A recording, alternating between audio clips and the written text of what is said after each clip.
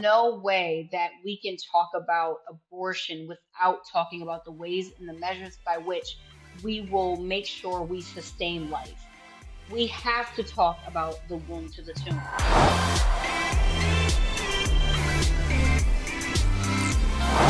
Trenee, welcome to the happy hour. Thank you. I'm excited to be here. Well, I'm excited to have a conversation with you because I was attending an event a couple of weeks ago in Washington, D.C., Stand for Life event, pro-life event. Yeah. And when I was there, I think I was chatting with Justin Giboney, who's been on the show before, and he was like, do you know Trenee? I was like, who? And he's like, oh my gosh. And then somebody else said that, and then somebody else said that. And so I'm like, well, I need to know this girl. And so this podcast is like for the listeners, and it's also like, hey, can we get to know each other, be friends? So that's what this is. So thanks for coming on. Thank you. That's exciting to hear, man, especially when I didn't think I would ever be doing anything of what I'm doing now. So I appreciate it. I'm excited to be here. Well, let's start, and you introduce yourself and tell everyone what you're doing. My name is Trenee McGee. I am currently a Connecticut state representative. I represent the 116th, which is West Haven, Connecticut.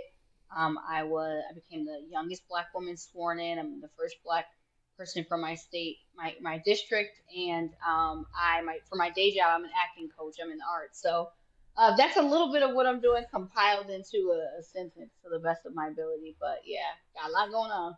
You do have a lot going on. What would you call your like quote unquote real job? Would you? Because you know what I mean. I don't mean that in a weird way. Yeah. I just mean like you go back and forth. Yeah. Yeah. No, I get what you're saying. Especially, I mean, like for the arts, it's nothing to have a side hustle. Like, it's like nothing to do something on the side. But to be doing politics on the side, you can't just like do politics on the side. So I'd say it just depends on the season. Like from session, like politics a lot of times takes my focus, and then when we're out of session, I'm mostly immersed in the arts. So it kind of like goes back and forth. But right now, politics kind of like is at the forefront of my mind more than anything. Remind us when session takes place. So session is, and this year's a long session, is from January to June, and short session would be from February to May. And that's usually the time that you're called in for committee meetings, for public hearings, for voting, emergency voting, all sorts of stuff like that. Okay, let's talk politics. Not really politics, but let's talk what drove you to want to be in government in this form of fashion. Like, you're the youngest Black woman ever? Crazy. Yeah, in the Capitol. Yeah, and I'm the youngest woman up there. There are no women in the 20s. It's crazy. It's crazy. Thank you so much. I mean, I feel so honored. I feel so honored to chat with you and hear your story. So I want to hear. Thank you. How did you get there? Where did this come from? Like, tell me all about this. So it's funny because you know that quote, like, we make plans and God laughs. Like that thing is really true. I always liked government. Government was like my favorite subject in school. I was in student government. I was the president of the Black and Latino Student Association. So I always had like a heart for advocacy. But like, I started acting when I was 3 years old, and then I went to college for acting. So I had no idea, like not even the smallest dream or desire to be in politics.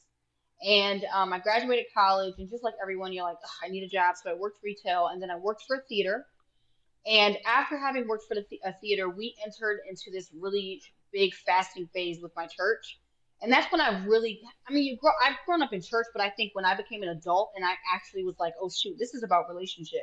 Like, this is not about all of these different things that sometimes we're caught up in. This is really about relationship, and it's deeply personal. And that's when my mind was transformed that way. So my whole life shifted that way. And I almost signed a contract with a really, really big talent agency. And I just felt really spiritually conflicted. And so I was like, God, I'm not going to do it. I never got so close to something I wanted, and it didn't feel good. Wow. But just lead me. And for about 2, maybe 3 weeks, I didn't have like a job. I didn't know what I was going to do. And I just started praying. I was fasting intensely. And I was like, God, let your will be done. Like, this is a 100% yes. And that shortly after that, I got a call to join my town's Democratic Town Committee, which I was like, what is that? And they were like, come aboard. You just come to meetings. But I didn't know that's the foundation of who puts up Congress and local and state. And so I was like, sure. And then after that, they asked me to run for the council. And I wrestled with that from March to July. I said yes in July. I started canvassing in June. I had in August. I had a primary in September, won the primary, won the general election in November. I was sworn in December 2019. And then in October of 2021, in August of 2021, I was standing outside my studio. I own a studio. This is where I teach acting. And this woman came up to me and said, "You will make a great state rep." And I laughed at her. I was like, "I just opened this business. Like, how can I do that?" Right. And I mean, this is the flat out truth. My former state rep had embezzled millions of dollars in COVID funds. And he Wow. resigned very swiftly. And that's when I put my name in, and we ran a 4-week campaign, and I got elected in December of 2021. It is that crazy. Isn't that a crazy? That is Oh a crazy God, story. it's crazy. It really is. For real. Okay, I'm going to go back to something that you said that you just said it pretty flippantly, Okay. but is really, really good. You said you'd never gotten something so close to something you wanted so badly, Yeah. and then you felt like God said no. Yes. That is like a couple things out of this I want to say is number one, I love that you were willing to listen to God, even when you were so close to something you always wanted. But number Yeah. two, I want to ask you, when you were wrestling through that, not knowing what's on the other side, not knowing where you're going to be here in 2023, but what was it that allowed you to say no to something you wanted so badly?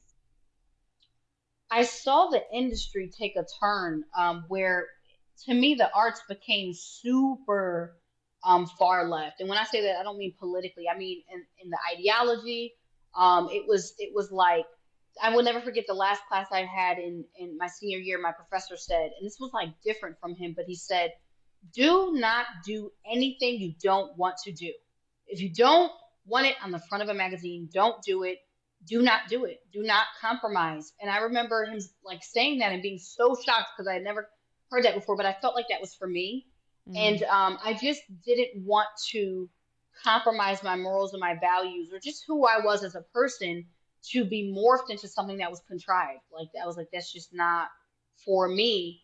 And even, I mean, I feel like when you go through the arts and especially drama and you're kind of beat up a little bit, like you walk into these departments and they strip you and they build you up to be who they think you should. And so a lot of us kind of went through that space, which is why I think a lot of them decided not to go into the acting field. But I just knew for me that I really wanted to create something artistic with a message and a value. And I was the sensitivity that I felt was so heightened, and I was like, I don't know what's on the other side of this, but it's not good. It's not Mm. good, and so I'm not gonna continue on with this agency, moving forward with it. And that was a moment of God just helped me, and at that time, God was stripping people from me. I was in a really long-term relationship, ended. I mean, it ended abruptly. Some of my friendships, I love them still, but the season for that ended, and I really went through that purging phase and that detoxifying phase of things just being removed from me, and it was extremely painful. Mm. But now looking back, I needed to go through that, especially for the things that I was praying for. Like, I would pray the prayer of Jabez, like, enlarge my territory, and that comes with pain. Like, Uh-huh. so I mean, yeah, Well, I think I just love hearing stories like this because I'm like, look at the Holy Spirit doing exactly what he says he's going to do. He's going to guide that's us and right. protect us Yeah, and show us where to go. yeah, I also can't help but see and draw a correlation between you having to learn that lesson compared to the arts and then jumping into politics.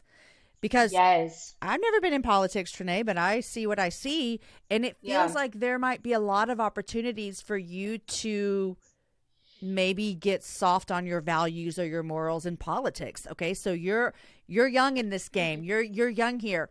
How did that experience prepare you for what you're doing now? Oh, that's a good question. So I think one, the Mm-hmm. toughening up, the kind of the having to go through things, having to be persecuted a little bit, that really prepared me for the space that I'm in.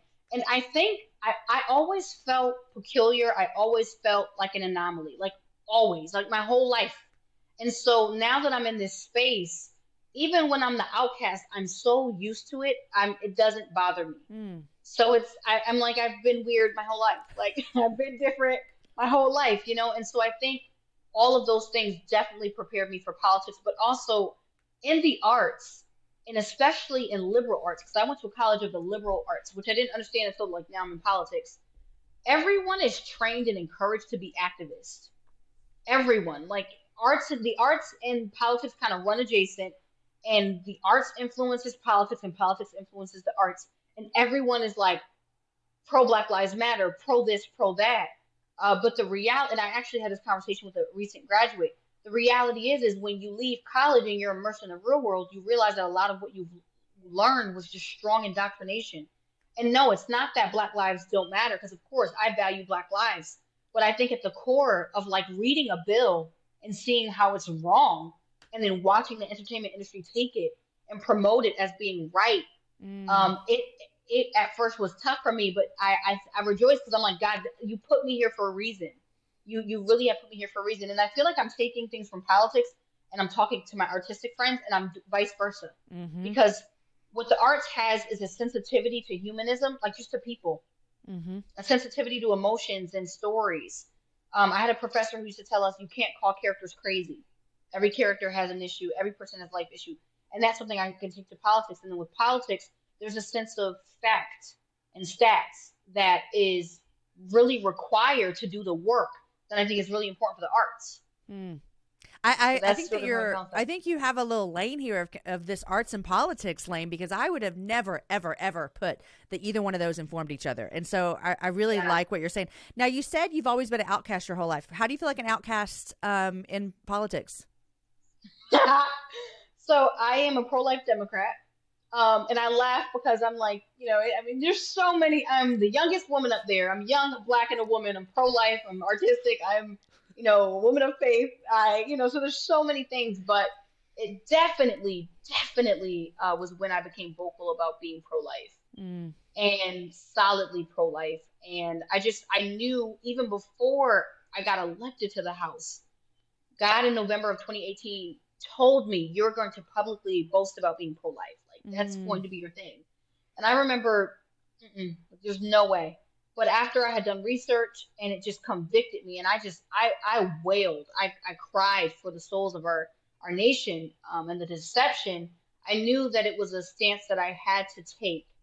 And it was very difficult at first because growing up in the Black community, like, people are pro-life. Even if they don't call it pro-life or like pro-choice, it's just like, have an abortion or not. Don't.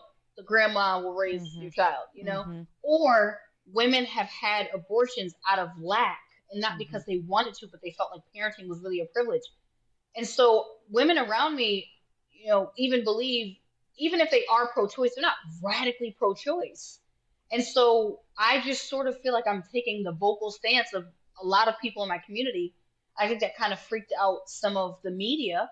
And even some, at the Capitol, because they feel, I think, that I'm giving voice to sort of that moderate person, or that person who doesn't choose a side, but they're like, this is what I believe, And so that's oftentimes why I felt, why I feel like an outcast. And there are times where I have to speak morals to power.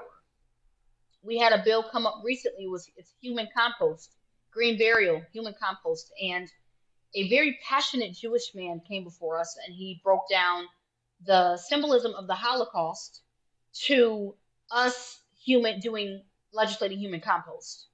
And people around, I don't want to say they laughed, but I think that some of them just did not take what he was saying serious. And I felt like I had to come to his defense. And I said, no, he's right. And a lot of people who are not even Jewish, they might even be secular, feel this way.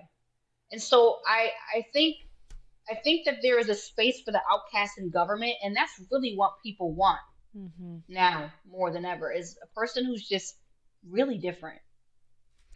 I think that is what people want for sure. And, I asked you how you feel an outcast, and I knew that the pro-life Democrat thing was going to come up, and I'm grateful for it. Full disclosure, probably, unfortunately, most of my listeners are white women, 30 to 45, whatever, they fall into that blank. I'm so proud of the Happy Hour listeners. I've been doing this show for 9 years, and we have had hard conversations. And awesome. We've had conversations that have pushed people and hard to understand. And one of the things that I think has been a conversation that has been needed to happen on here is that pro-life doesn't equal Republican. Right. So I want you to talk to myself and listeners a little bit, even about this whole life narrative, which I think is another conversation that needs to be had. That's something I talked a lot about coming back from Stand for Life, and I've talked about before, is this expanding our view from just pre-life. We are for the preborn, right? Like we want the preborn to not be aborted. We want to save preborn lives. But then where does that go after that for like the mom after she has the kid, the baby, all the things? Yeah. And so one of the things that's happened in this argument, which is difficult to watch, and I'd love your opinion on it, is we sometimes see Republicans preborn, Democrats postborn. Yeah.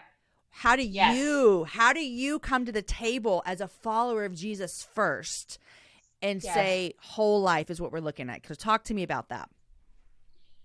Yeah, so one, I really appreciate this opportunity and platform because I found myself befriending and being allies with and having mentors in unlikely pairs. And God really had to open up my mind and my heart to receive that, which is why one of the things I oftentimes pray, like, God, take the prejudices away. When I got to the Capitol, there were people who I never would have thought would have went to bat for me, like an older white Catholic woman who's a Democrat. You know, who's like, there's no way she should be treated like that. And so I'm grateful for this opportunity, and it's really going to take all of us. But I tell people often with my generation, with Gen Z even, there's just no way, which with our generation, there's just no way that we can talk about abortion without talking about the ways and the measures by which we will make sure we sustain life. We have to talk about the womb to the tomb because so much of what young people are experiencing, like I read a statistic that 3 million teenagers, babies and teens between the ages of like 3 and 19 are exposed to guns just in their homes. And so we have to really address this thing from a whole life perspective if we want to win people. And ultimately, like, that is what Jesus did as well. And so what I felt employed to do was to share the history of the abortion industry and even the history of, you know, the foundation by which this came and influenced our society and kind of indoctrinated our children. And that came with much prayer. That came with much fasting. A lot of people, I think, expect me to get up and quote scriptures, and absolutely, if the Holy Spirit leads me to, I will. But what I felt imposed to do was to share the history, which is the truth, and that shall make us free. And to be at the table with Democrats and Republicans and to say, ultimately, pro-life and life was a branch of the civil rights movement, but the civil rights movement was just not aggressive enough for like a Steinem in the women's movement, the feminist movement. And so they practically hijacked it and influenced people like Jesse Jackson, who was one of the most profound pro-life Black men in American history, to change his stance and that he would not gain success if he ran as pro-life. And that happens to this day. Black politicians to this day are encouraged to switch their stances.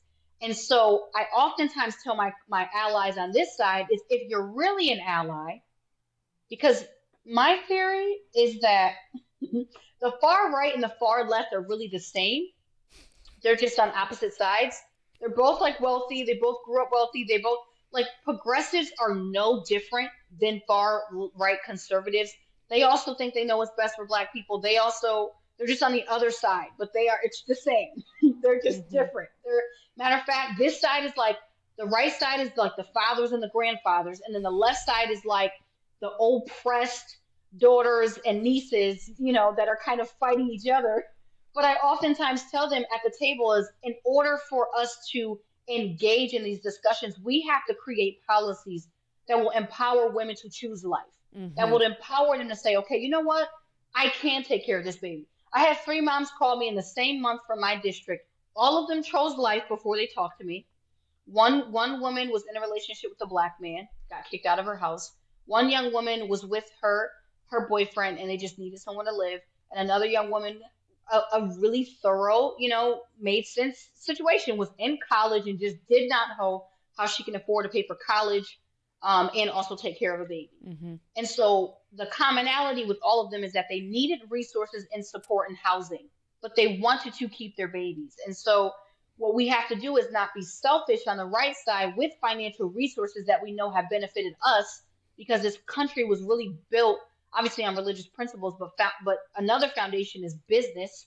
The love of money is the root of all evil. And so you have a business, you are highly respected. And then the far left side feels almost as if women have been pushed out of the conversation, and that we care more about life. And so I tell them both, it's her life first, the life she's carrying second. And if we do all that we need to create bipartisan policy like the one we just passed, free lunch.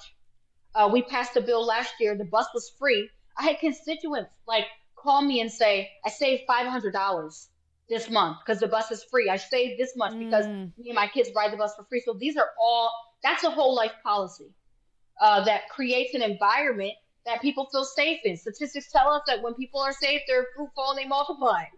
And I think those are the ways in which we have to really work together. But it's not an attack on the future.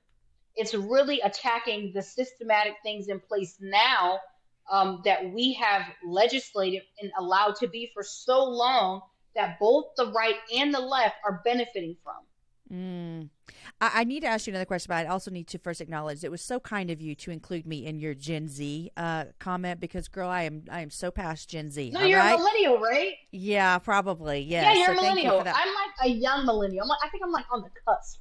Okay. Well, anyhow, when I was at Stand for Life, which I don't know when they're airing all those conversations, but whenever they do, I hope soon. I know I will let everyone know about them. But the conversation they asked me to have was, I did a talk on why adoption, because I have 4 kids, 3 of them through adoption, but they wanted me to talk on why adoption is not the solution to abortion. And you'll hear that rhetoric a lot, like, oh, we need to just if you'll just we'll adopt your baby, don't abort, we'll adopt your baby. And while I think the sentiment and the idea of that is coming from a great place, right? Carry your baby to term, we'll find someone to adopt a baby. But the problem with that goes along with what you're talking about here. The problem with it is that doesn't solve any of the mom's issues, which were leading her to consider an abortion. Right. And so what will happen the next time she finds herself in the situation? Well, we haven't solved anything for her. And so I think that is a conversation that is sometimes tricky and hard for people. And you displayed it so beautifully, but they only can think about if we can just get this baby born, everything's okay. Yeah.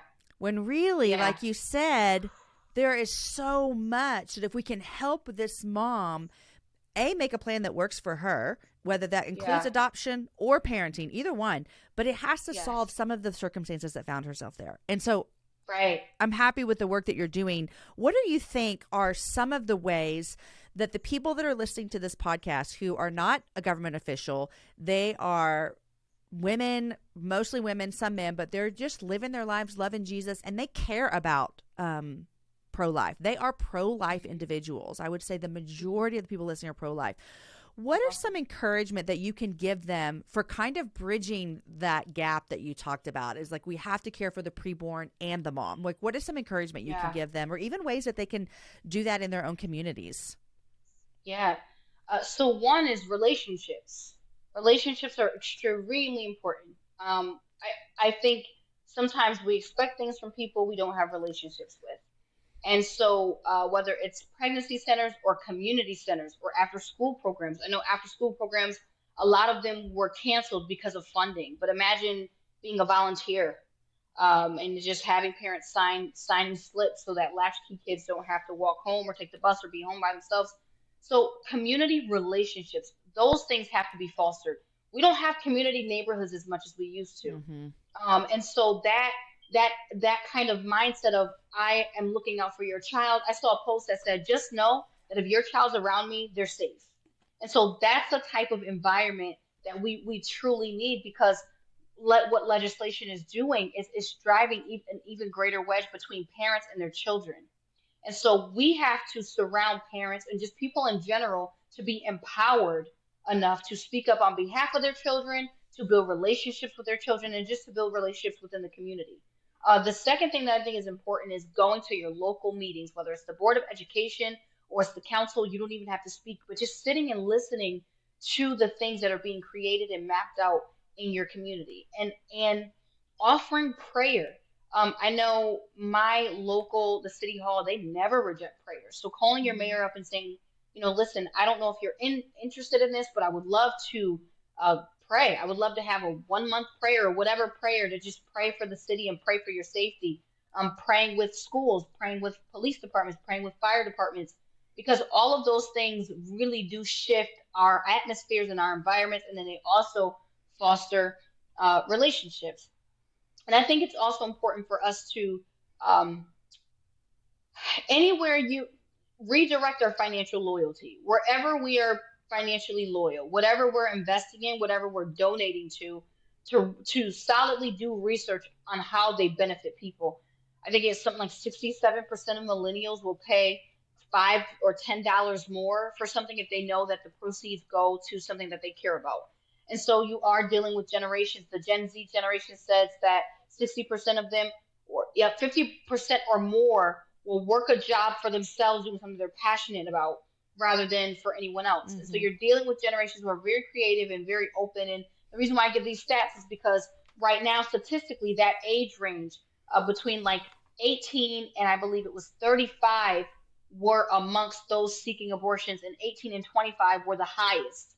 And so they are the ones that need more mentorships, relationships, community, prayer, all sorts of things like that. And sometimes your money, sometimes donations to places, sometimes investing in a young person's future, investing in something that will really grow and expand those around you. So, yeah, I hope that was helpful. That's so helpful. It really is. I want to talk for just a second about this idea of a whole life instead of just the term pro-life versus whole life. Do you find the term pro-life to be a little bit confusing these days? A little. I'd say this is, I sometimes have to tell people to be pro-life does mean you're against abortion. Because you might hear someone say, well, you're pro-life, right? So you should care for all these things. And I'm like, well, we gotta make it make sense, because pro-choice also means that you can mandate stuff, so we have to make it make sense in terms of politics. But I've noticed with this new wave of identities and phrases, it's no longer pro-life, it's anti-abortion. And I think that's because the like Planned Parenthood and all these different organizations and industries, they kind of took the pro-abortion thing and tried to run with it, and people were like, wait a minute, that's not actually what we feel. But to be anti-abortion, to me, does dismiss the fact that people are putting in their time, efforts, energy, money, and everything to actually meet the needs of women outside of birth.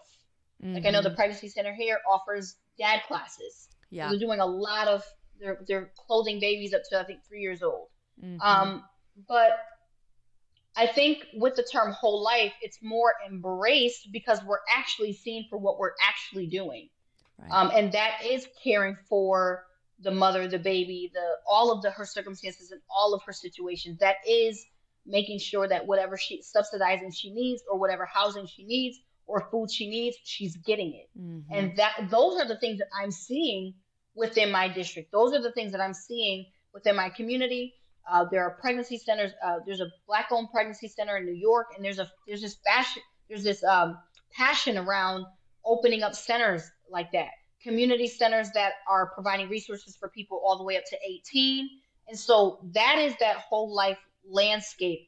And majority of those who are pro-life to me are advocating more for resources, mm-hmm. and not necessarily politicians, but I'd say just your everyday person. They're advocating more for resources for women than the other side, because I think that their focus really solidly is right now abortion, mm-hmm. especially with Roe versus Wade being overturned. That's what I was going to say. And so that's kind of where we have to shift. We have to shift into that whole life space. It's holistic. It's unifying. It really is clothed in love. It really does meet more needs than just birth. Mm-hmm. It's postpartum. It's post-abortive resources. It's mental health resources. We passed a historical legislation. It's an act concerning children's mental health, HB 5001 last session, and literally it is one of the most amazing bills. It was completely bipartisan. It's offering mental health support for children, not only in schools, but even in like sports. Mm. So we have all of these different things that we're setting up whole life. These are Mm-hmm. whole life policies. And then there are times where I have to get a bit stern in my pro-life stance, especially with the legislation coming forward, like abortion pills on college campuses and like contraception and vending machines and like abortion up to birth and infanticide and all that crazy stuff. That's when I have to get radically pro-life to kind of push back on the agendas that I know are being implemented, so that we don't have a future. That looks like that way with abortion pills and vending machines and at the local Yes, CVS. yes, Yeah, and yeah. contraception, it's crazy. It's crazy. You know, I was having a conversation with my friend Bree, who was at that Stand for Life event with me, and one thing that she brought up, and we had a conversation about, is how historically, this is good. I'm going to be a big generalization, but I think you can get my point. Historically, Hmm. the North American evangelical church has been very pro-life in the sense of anti-abortion. Hmm. They've been in the preborn space, preborn. And then Roe versus Wade gets overturned. And so now Hmm. it's almost like they're having to expand. They're having to see this more in a holistic view. And so Hmm. I guess my question for you is, do you see the church, not even just from politics, but do you see the church stepping up into having a more holistic view than they have in the past?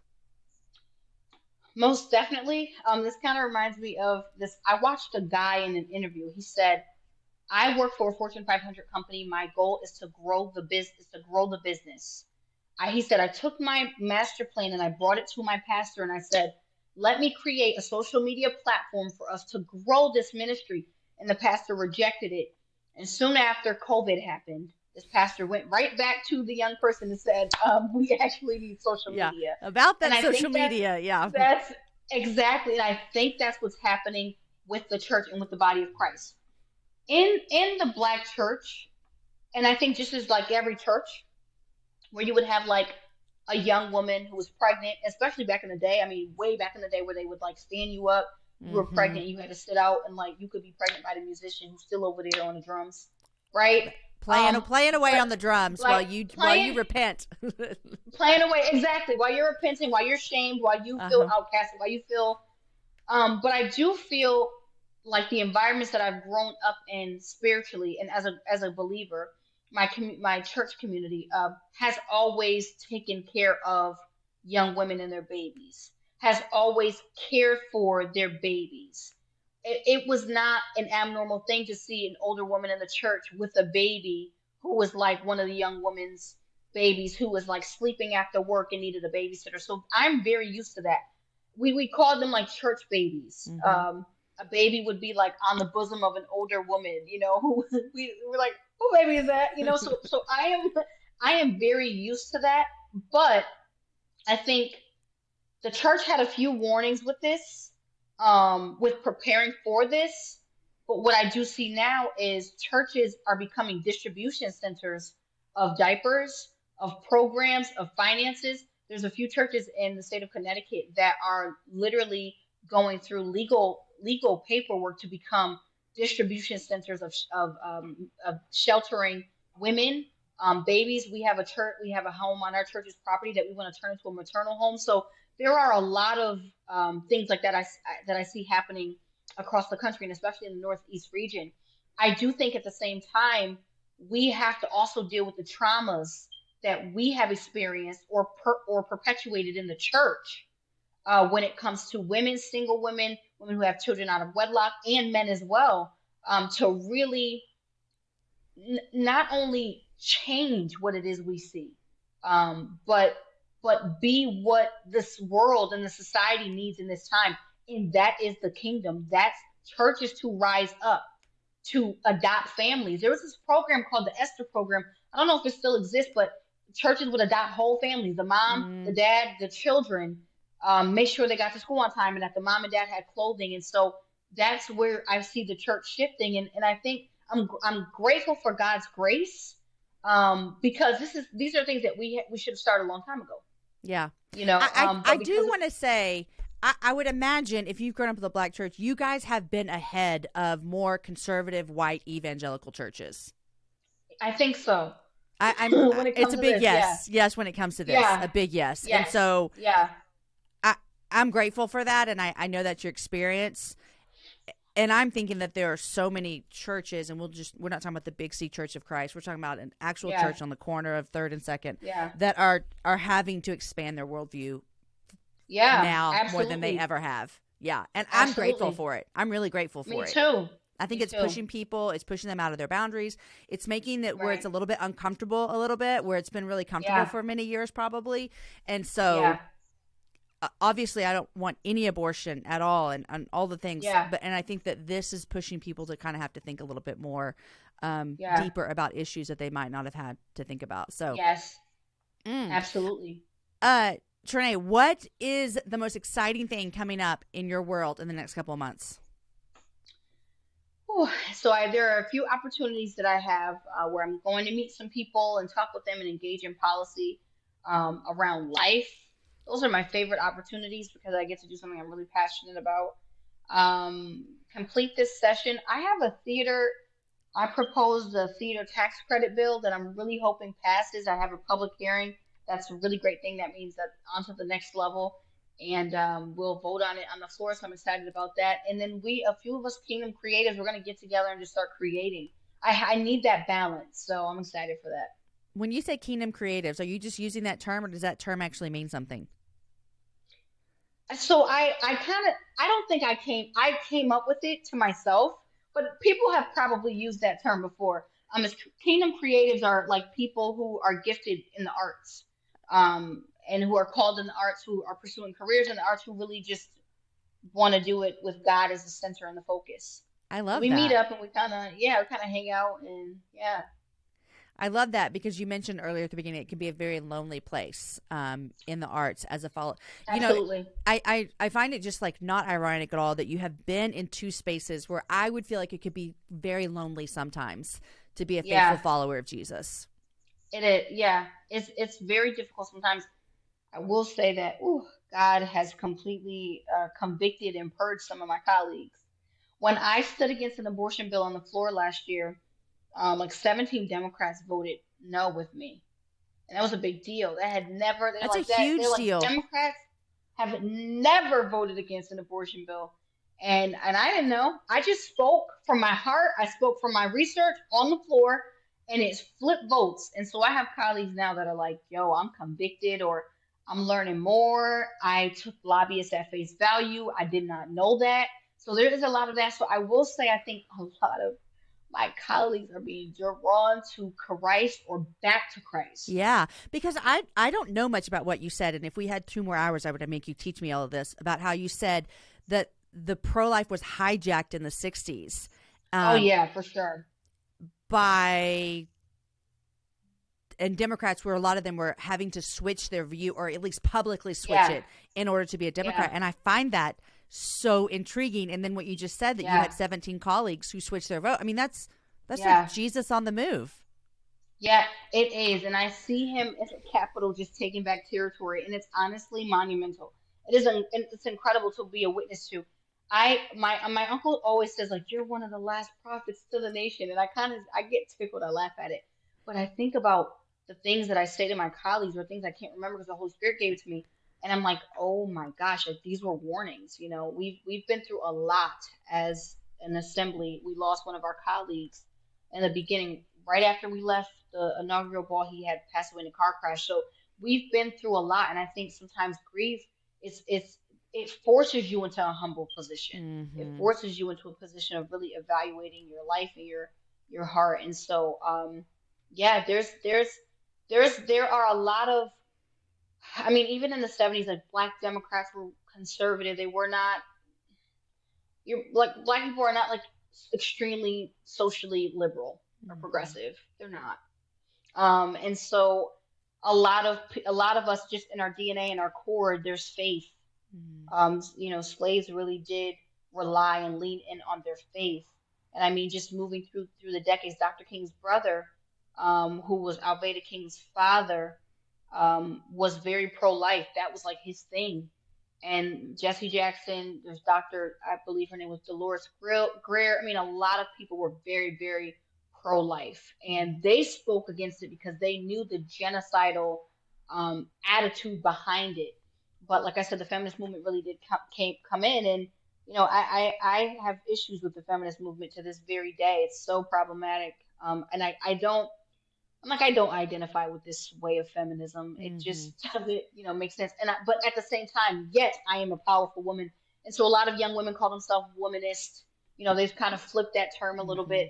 But it really, and I mean, even in the pro-choice movement in and of itself, like there's a whole individual part of it called Black reproductive justice or whatever, that's separated from it because of the racism around it. And so I think that that's just really at the core. And a lot of what right now, white women are making Black men denounce and call the civil rights movement patriarchal. So a lot of Black men are exiting really high positions at universities because of this. And so that's why I say they're the same. They're one and the same. And if we were able to really freely be ourselves, it would be a little bit more conservative. And I think society would. No, society and media knows where Black people are. Yeah. Trenee, I am really, really grateful to have met you and spent this time together. Thank you for too. your work. I'm just so proud of all you're doing. I'm like, look at me getting to chat to the youngest Black woman in the representative. So thank you so much. I would love to hear, what are you reading these days? I've been reading a lot of plays, a lot of August Wilson. There's a play it's kind of like where I've been immersing myself. There's a play by August Wilson. It's called Jitney. It's one of my favorite plays. And I not too long ago saw The Piano Lesson on Broadway with Samuel Jackson. So I immersed myself into his century cycle. So that's what I've been reading.